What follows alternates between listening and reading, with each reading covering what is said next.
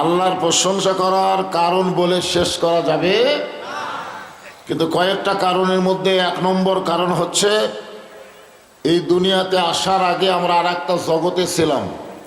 সেই জগতের নাম হলো রুহের জগৎ। সেই রুহের জগতে থেকে আমরা দুনিয়াতে এসেছি, আবার দুনিয়ার জগৎ থেকে আমাদের আর একটা জগতে যাওয়া লাগবে। ধরে কোন ঠিক কিনা? তাহলে সর্বসাকল্যে হিসাব করে দেখা গেল জগৎ কয়টা? এক জগতে ছিলাম, এক জগতে আসি, আর এক জগতে যাব। এই তিন জগতের মধ্যে দুই জগতে আল্লাহ আমাদের সঙ্গে আছেন। সুবহানাল্লাহ বলেন।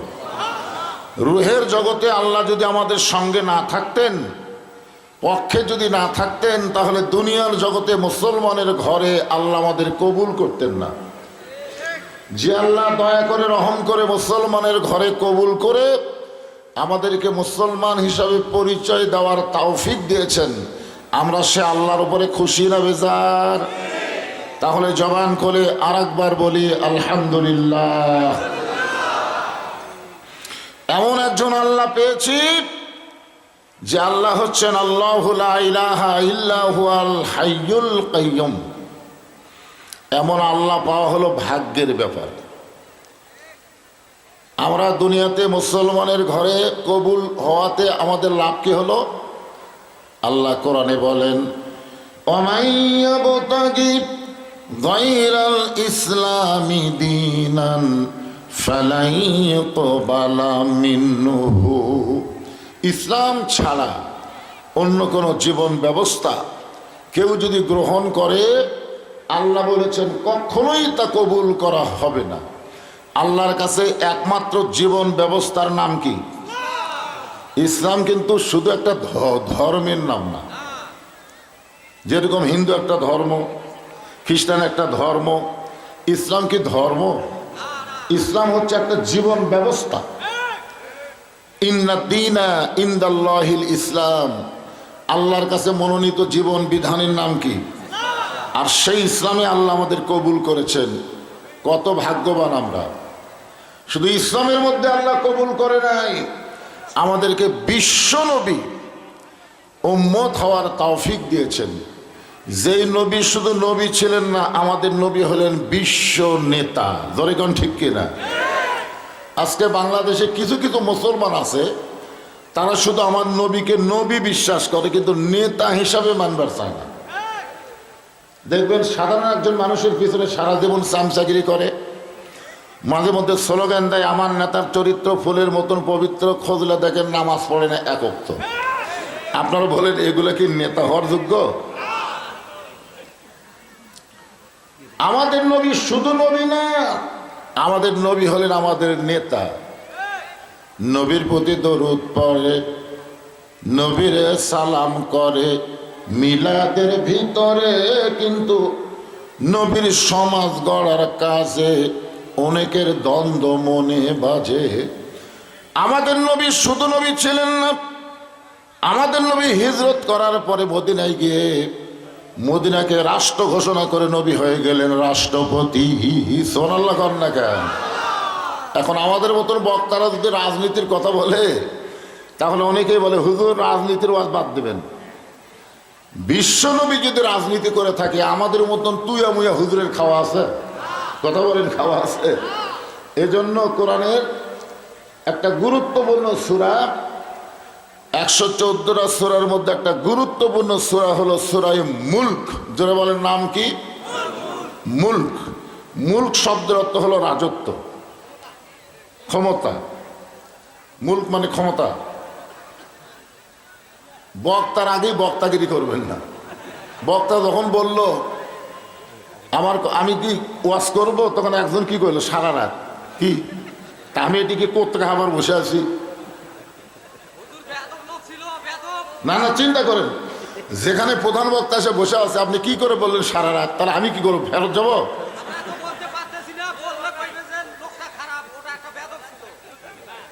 না, সেটা না, তালের মাথায় কথা বলতে হবে না। মূল শব্দের অর্থ ক্ষমতা।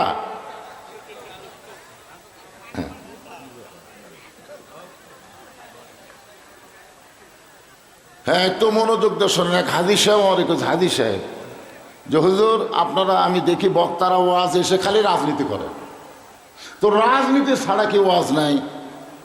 তা আমি বললাম হাজির সাহেব আপনি তো হজ করবার যা রাজনীতি করছেন।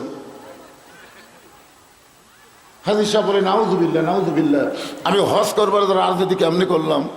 আমি বললাম আপনি কি আল্লাহর ঘর সামনে নিয়ে বলেছেন? আমাকে বলে কি বললাম হুজুর? আপনি কি বলেছেন লব্বাইক আল্লাহুম্মা লব্বাইক লব্বাইক লা শারীকা লাকা লব্বাইক ইন্নাল হামদা ওয়ান নি'মাতা লাকা ওয়াল মুলক লা শারীকা লাক? আপনি কি বলছেন? কই বহুবার কইছি। তা আমি বললাম হাজির সাহেব লাকা ওয়াল মুলক লা শারীকা লাকের অর্থ কি? তখন কয় হুজুর সবাই বলে আমিও বলছি, অর্থ জানি না। আমি বললাম হাজির সাহেব লাকা ওয়াল মুলক লা শারীকা লাকের অর্থ হলো রাজনীতির ভিতরে রাজত্বের ভিতরে একমাত্র আল্লাহ ছাড়া আমি অন্য কাউকে স্বীকার করি। তাহলে আপনি হজ করবার যে আল্লাহর রাজনীতি স্বীকার করলেন, আর হজ করে বাংলাদেশে পা দিয়ে আপনি মানুষের রাজনীতি করবেন, আর আপনি বলবেন আমি হাজি। আপনি হাজি নামের পাজি। জোরে কোন কথা ঠিক কিনা? হ্যাঁ, হজের আগে যা করছেন করছেন, হজের পরে আর কোনো মানুষের রাজনীতি করা যাবে না। রাজনীতি হবে কার? আরো জোরে। যারা আল্লাহ শব্দ উচ্চারণ করতেছেন না, মরার সময় আপনার মুখে আল্লাহ শব্দ আসবে না। আল্লাহ রাসূল বলেন কোন ব্যক্তি সারা জীবন যদি পাপ করে আর মৃত্যুর সময় আল্লাহ আল্লাহ উচ্চারণ করে যদি মারা যায়, শুধু আল্লাহ আল্লাহ তার জবানে জারি থাকার কারণে আল্লাহ তার জীবনের সব গুনাহ মাফ করে দেয়। তাহলে এখন থেকে আল্লাহ আল্লাহ চালু রাখার দরকার আছে না নাই? সমস্ত রাজত্বের মালিক কে? এই মাসের নাম হলো আরবিতে রজব মাস। জোরে বলেন কি মাস? এই মাসের চাঁদ ওঠার সঙ্গে সঙ্গে নবী একটা বেশি বেশি দোয়া পড়তেন। আপনারা সে দোয়া শুরু করছেন? আল্লাহুম্মা বারিক লানা ফি রজব ওয়া শাবান ওয়া বাল্লিগনা রমাদান। এই রজব মাসে আমাদের নবীকে আল্লাহ তাআলা আরশে নিয়ে গেছিলেন, এটা জানেন আপনারা? সে রাতকে বলা হয় লাইলাতুল কি? লাইলাতুল মেরাজ। লাইলাতুল মেরাজ, মেরাজের রাত এই মাসে এই রজব চাঁদি হয়েছে। আল্লাহ তাআলা আমাদের নবীকে এক সময় জান্নাত দেখার তৌফিক দিয়ে দিলেন। সুবহানাল্লাহ বলেন। এই রাতে, এই রজব চাঁদের রাতে আল্লাহ আমাদের নবীকে কি দেখার সুযোগ দিলেন? জান্নাত দেখায়। আল্লাহ নবী যখন জান্নাতের মধ্যে প্রবেশ করলেন, ওই সময় নবীর সঙ্গে একজন ফেরেশতা ছিল, নাম হলো জিবরাইল। ফেরেশতা জিবরাইল বললেন, ইয়া রাসূলুল্লাহ, আপনি যদি জান্নাত থেকে বের না হন, আল্লাহ আপনাকে জান্নাত থেকে বের করে দিবে না। সুবহানাল্লাহ বলেন। কারণ জান্নাতের শর্ত হলো সালামুন আলাইকুম তিবতুম ফাদখুলুহা খালিদিন। কেউ যদি একবার জান্নাতে প্রবেশ করে, আল্লাহ তাকে চিরস্থায়ীভাবে জান্নাত দিয়ে দেয়। তো আপনি যদি বের না হন, আল্লাহ আপনাকে বাড়ি করে দিবে না। সঙ্গে সঙ্গে নবী বললেন, জিবরাইল, আমি নবী আমার জন্য নই, আমি নবী হলাম আমার উম্মতের জন্যে। সুবহানাল্লাহ না কেন? আমি নবী আমার জন্য নয়, আমি নবী হলাম আমার উম্মতের জন্যে। আল্লাহ যদি আমাকে বলতো জান্নাতে থাকার জন্য ঢোকেন, আমি নবী জান্নাতে প্রবেশ করতামই না। আল্লাহ শুধু আমাকে দেখার জন্য ঢুকতে বলেছেন বলে আমি জান্নাতে প্রবেশ করেছি। আমি নবী সেই দিন জান্নাতে থাকার জন্য প্রবেশ করব যেদিন আল্লাহ তাআলা আমার সমস্ত উম্মত উম্মতিনীকে জান্নাত দিয়ে দিবে। এখন চিন্তা করেন, যেই নবী জান্নাতে গিয়ে আমাদের কথা ভোলে নাই, আমরা সেই নবী বাদ দিয়ে কারি নেতা বানাই। এখন যেই নেতারে ভোট দিয়ে সংসদে বাবার পাঠাবেন, ওই নেতা সংসদে গিয়ে আপনাদের কথা ভুলে যাবে। মাঝে মধ্যে নেতা এলাকার বেড়াবার আসবে, চামচার অত্যাচারে ভোটারেরা নেতার কাছে যাবার পারবে না। জোরে কোন কথা ঠিক কিনা? এর সব নেতা বাদ দেন তো, বাদ দিয়ে লাকাদ কানা লাকুম ফি রাসূলিল্লাহি উসওয়াতুন হাসানা। বিশ্বনবীর উম্মত হওয়াতে আপনারা খুশি না বেজার? তাহলে জবান খুলে আর একবার বলি আলহামদুলিল্লাহ। এখন যে কোরআন থেকে আপনাদের সামনে আলোচনা করা হবে, এই কোরআনের মধ্যে কোনো সন্দেহ কেমনে বুঝলেন?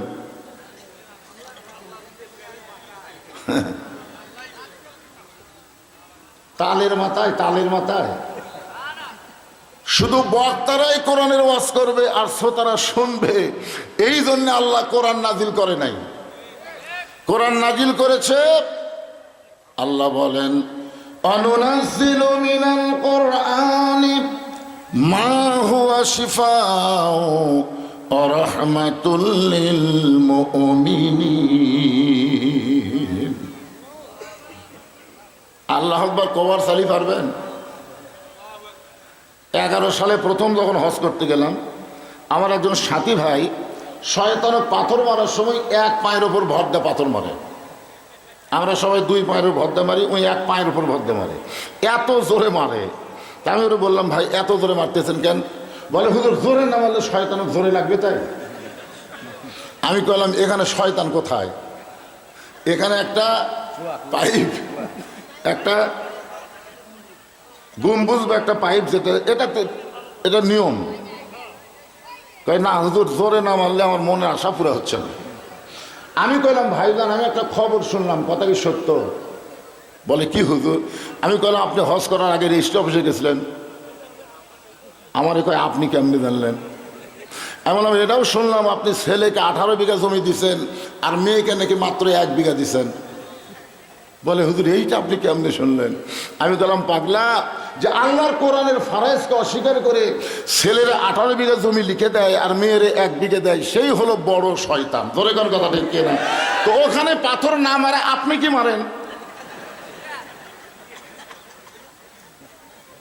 শয়তানকে তাড়ানোর মূল মন্ত্র হলো আল্লাহু আকবার।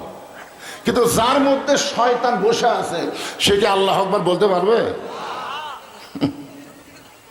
এখন কারা কারা আল্লাহু আকবার বলবেন না মনে করবেন আপনি নিজেই শয়তানের দায়িত্ব নিয়ে বসে আছেন। আপনি আল্লাহু আকবার কেমনি করবেন? তাকবীর দেওয়ার কথা আল্লাহ নবীকে বলেছেন, অরাব্বাকা ফাকাব্বির, আল্লাহর নামে দেওয়া লাগবে তাকবীর। জোরে কোন কথা ঠিক কি না?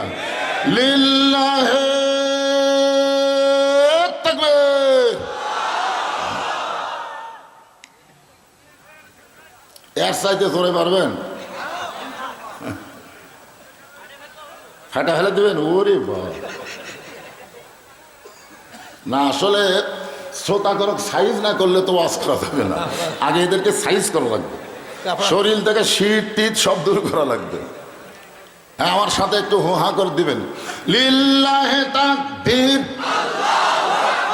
আল কোরআনের আলো, কোরআন হাদিস যেখানে, দুনিয়ার মুসলমান লিল্লাহি তাকবীর। আলহামদুলিল্লাহ। এখন আসেন যে কোরআন থেকে আমরা আলোচনা শুনবো, এই কোরআনে কোনো সন্দেহ নাই। এ কথা কে বলেছেন? আল্লাহ বলতেছেন, যালিকাল কিতাবু লা রাইবা ফীহি হুদাল লিল মুত্তাকিন। এই কিতাবের মধ্যে কোনো সন্দেহ নাই, কিন্তু পাইকারি হারে আল্লাহর কোরআন সবাইকে হেদায়েত দিবে না। কোরআন থেকে হেদায়েত নিতে গেলে মুত্তাকি হওয়া লাগবে। জোরে কোন কি হওয়া লাগবে? মুত্তাকি বান্দা বান্দি যারা আল্লাহর কোরআন থেকে হেদায়েত পাবে তারা। গোটা পৃথিবীর মধ্যে সবচাইতে ঘনবসতি দেশের নাম হলো বাংলাদেশ। এরপরও 12 লক্ষ রোহিঙ্গা মুসলমানকে জায়গা দিছে কোন দেশ? এখান থেকে প্রমাণ হলো জায়গা দেওয়ার অভ্যাস আমাদের আছে না নাই? তাহলে যারা দাঁড়িয়ে আছে এরা কি রোহিঙ্গা? হ্যাঁ,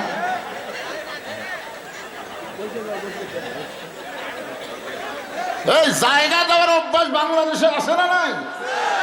রোহিঙ্গা মুসলমানকে জায়গা দিলাম আর এরা দাঁড়িয়ে আছে আমাদের ভাই, আর এদের জন্য আমরা একটা চাপা চাপি বসে পারি না। সোনার সান মেলা জায়গা মাহফিল কমিটিকে আমি বলবো গেটে থাকেন আর যেন লোক না ঢোকে, বসার ব্যবস্থা করবার পারবেন না, তাহলে লোক ঢোকাচ্ছেন কেন? কেবল তো শুরু হলো, একটা মেলা থাকবে না, সব মাহফিল আসা লাগবে, ঠিক না বলেন? আপনাকে এলাকায় কি আমি আজকে নতুন ওয়াজ করতেছি? এমন কোনো প্যান্ডেল আজ পর্যন্ত পাওয়া গেল না যে প্যান্ডেলে লোক ধরলো। আজ যেমন করে বিশাল প্যান্ডেল করছি, কি এই যে ফাঁক দেখা যায়, ফাঁক দেখা যায়, আমি যাই যাই কি টানে টানা পুরো করবো, ফাঁক কথা শোনে। আরে লোক দাঁড়ায় আসেন কেন? দাঁড়াতে বসে পারেন, কোরআনের মাহফিলে বসাটা হলো আদবি আর দাঁড়িয়ে থাকা হলো বেয়াদবি। এই জন্য সবাই বসবেন, সবাই বসবেন, যাই আসবেন আসা মাত্র বসে পড়বেন। মাশাআল্লাহ, বসেন। হ্যাঁ, হয়েছে হয়েছে, আমি উপর থেকে চাপাচ্ছি, আর আবার লিজে লিজে উঠে ওটা চাপান শুরু করছে। হ্যাঁ, একটু মহব্বত জিকির করেন, লা ইলাহা ইল্লাল্লাহ, জোরে লা ইলাহা ইল্লাল্লাহ, লা ইলাহা ইল্লাল্লাহ, লা ইলাহা ইল্লাল্লাহ, লা ইলাহা ইল্লাল্লাহ, জোরে লা ইলাহা, লা ইলাহা ইল্লাল্লাহ মুহাম্মাদুর রাসূলুল্লাহ। সকলে বলবো সাল্লাল্লাহু আলাইহি ওয়াসাল্লাম। তাহলে কোরআন থেকে হেদায়েত নিবার গেলে কি হওয়া লাগবে? জোরে গান, কি হওয়া লাগবে? মুত্তাকি হওয়া লাগবে। আপনারা বলেন তো, মুত্তাকির 1 নম্বর বৈশিষ্ট্য কি? তাকওয়ার উপরে অনেক ওয়াজ শুনলেন। মুত্তাকি হওয়ার 1 নম্বর বৈশিষ্ট্য হলো আল্লাযীনা ইউমিনুনা বিল গায়ব, অদৃশ্যের প্রতি বিশ্বাস স্থাপন করা লাগবে। অনেক নামাজি কিন্তু মুত্তাকি না, অনেক নামাজি কি না? নামাজি কিন্তু মুত্তাকি না। আসরের নামাজ পড়ে জমির ধান দেখবার গেছে, ধান দেখবার যায় থেকে উপর জমির পানি চলমল করতেছে, নিচে আর জমির পানি নাই। ওপর জমিত কি করতেছে? পানি চলমল করতেছে, বগুড়ার ভাষা, নিচের জমির পানি নাই। ও তখন চারিদিকে তাকাছে, এভাবে চারিদিকে তাকাছে, তাকে দেখে কেউ নেই। আস্তে করে বসে বিসমিল্লাহ বলে জমির আল কাটছে। জমির আল কাটা ওই পানি দিয়ে হাত ধোছে, ধুয়ে আবার দাঁড়ায় চারিদিকে তাকায় বলতেছে আলহামদুলিল্লাহ, কেউ দেখেনি। এই লোকটা কিন্তু নামাজি, কিন্তু মোত্তাকি না। মোত্তাকির 1 নম্বর বৈশিষ্ট্য হলো না দেখা আল্লাহকে বিশ্বাস করা লাগবে। জোরে কোন কথা, ঠিক কি না? তাহলে কেউ না দেখলেও কে দেখতেছে? আরো জোরে। তোমার 2 কান্দে 2 মোহরি, লিখিতেছেন ডায়েরি, দলিল দেখে রায় দিবে, টাকা পয়সার নাই কারবার, কিরামান কাতিবিনা ইয়ালামুনা মা তাফআলুন। আমার 2 কান্দে 2 ফেরেশতা আছে না নাই? আমরা কোনোদিন দেখছি? তারপরে বিশ্বাস করেন? এই যুবকেরা, তোমরা বিশ্বাস করো? করো?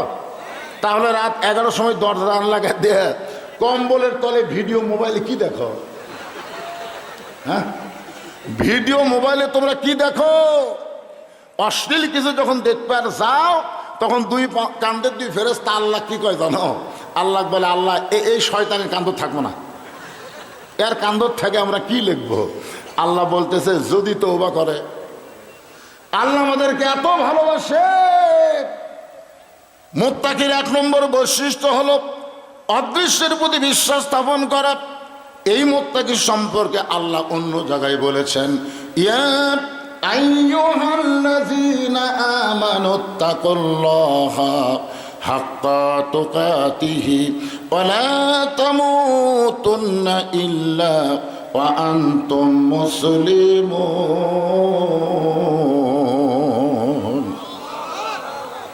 আমি আর মুত্তাকির উপর ওয়াজ করব না, কারণ আমার আগের বক্তায় তাকওয়ার উপরে দীর্ঘ সময় ওয়াজ করছে।